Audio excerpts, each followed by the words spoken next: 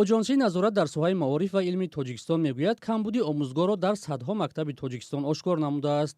роҳбарони ин ниҳод рӯзи 4 феврал дар нишасти матбуотӣ дар Душанбе гуфтанд, чунин ҳолатро дар натиҷаи санҷиши сифати таҳсил муайян карданд.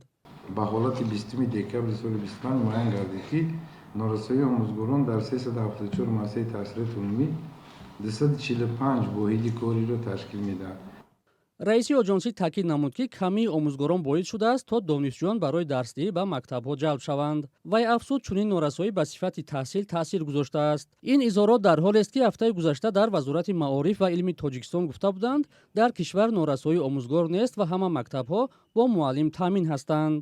имрӯзина мо дар ҷумҳурӣ норасоии кадрӣ надорем. айни ҳол дар ҷумҳурӣ зиёда аз 136 000 омӯзгор фаъолият менамояд. раҳим саидзода, вазири маориф ва илм, моҳи июли соли 2024 дар нишасти хабарӣ гуфта буд, ки дар мактабҳои таҳсилоти миёнаи умумӣ бештар аз 2600 омӯзгор намерасад. дар чанде аз мактабҳои Тоҷикистон тасдиқ намуданд, ки ҳоло ҳам камии омӯзгор вуҷуд дорад ва бештар аз фанҳои дақиқ. бинобар ин баъзе омӯзгорони ихтисосҳои дигар аз фанҳое ба мисли риёзӣ дарс медиҳанд.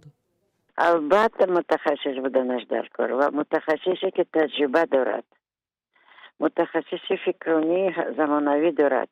яхеле мактабҳо ва физик дарси математика метиҳад, математик дарси физика метиҳад. ин нодуруст аст.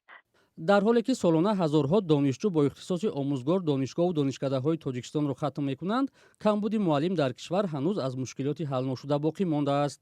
солҳои ахир барои омӯзгорони ҷавон баъзе имтиёзҳое пешбинӣ шудааст, вале рӯ ба дигар касбу кор овардани онҳо ё ба муҳоҷирати меҳнатӣ рафтанашон ҳам ба назар мерасад. маоши муаллимон моҳи сентябри соли гузашта 30% боло рафт ва қарор аст моҳи сентябри имсол низ 25% зиёд шавад.